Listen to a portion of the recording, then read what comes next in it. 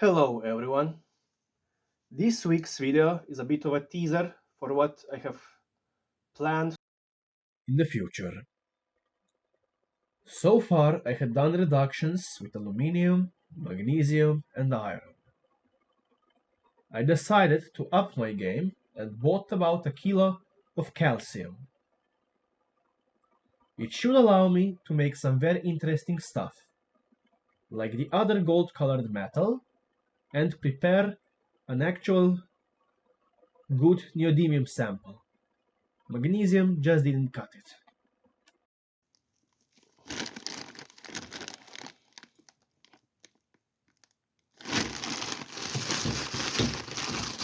Let's see how it looks like.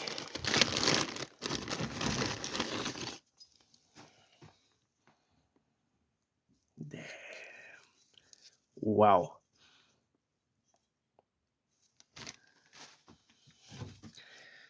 It's very light for a metal. Its density is only about 1.5 grams per cubic centimeter. That's almost half as much as aluminium. And it honestly feels kind of bizarre to hold. Some of the pieces also exhibit some kind of crystalline structure. The oxide layer is also surprisingly colorful when hit by a light from the right angle.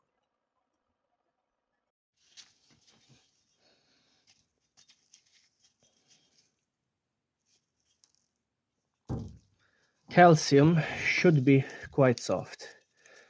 Let's see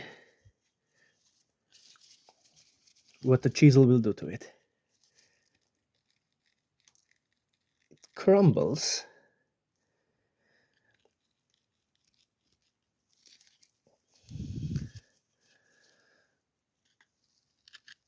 It's somewhat comparable to pure aluminium.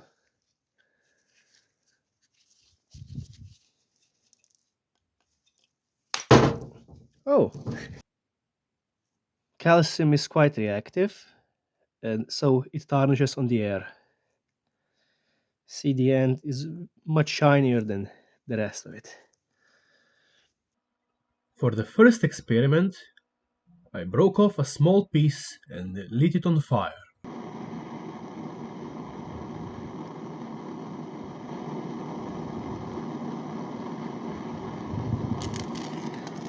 Wow, wow, wow, wow, wow, wow, wow. Did you see the color? Wow. I filed off some dust and I'll pour it into the flame to see if the color will be seen better. Calcium files quite easily, and this does show the contrast between unoxidized metal and oxidized metal on the surface. Calcium dust does give the characteristic orange color that is sometimes hard to see in flame tests when compounds are used.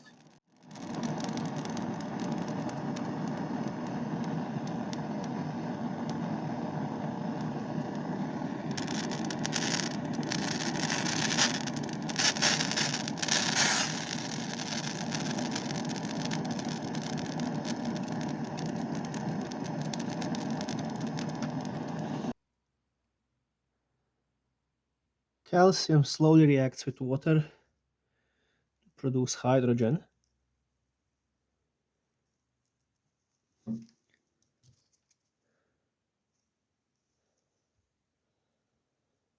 Even in powdered form, the reaction isn't particularly flashy. Adding just a bit of acid changes this very fast.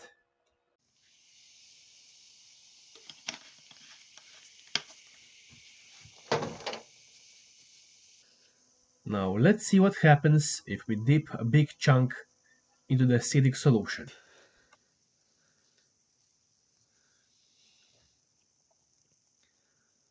As expected, reaction is much more violent, and the piece actually warmed up quite a lot, just in a few seconds. A thick layer of calcium hydroxide was produced.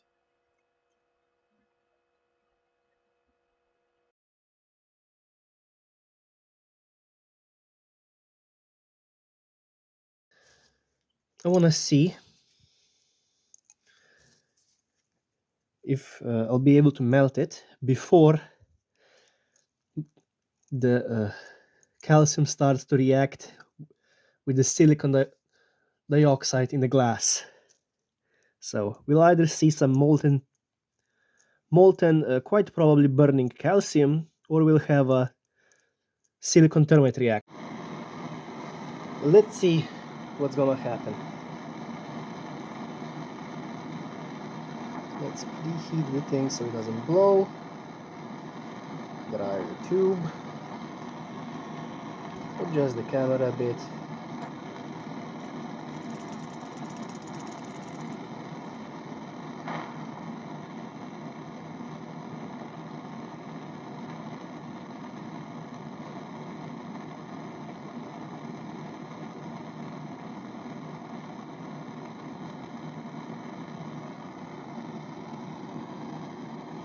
I think we're getting a bit of a reaction between the glass and the calcium.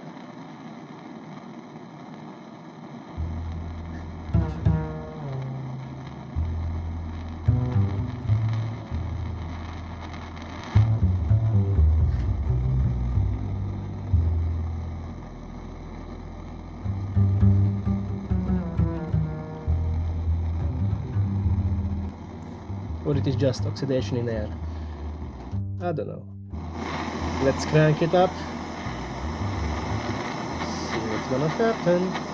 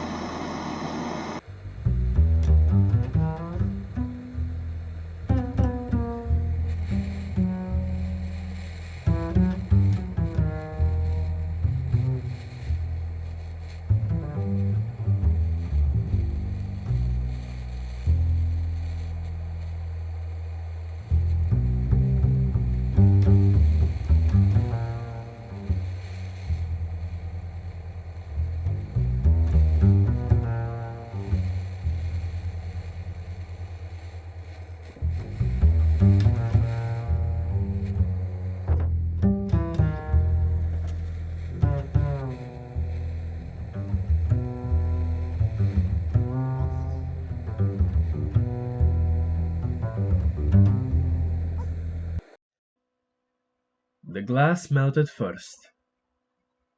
While calcium has a lower melting point on the paper, I do believe that a thick layer of oxides that form on its surface kept it together and prevented it from flowing like a liquid.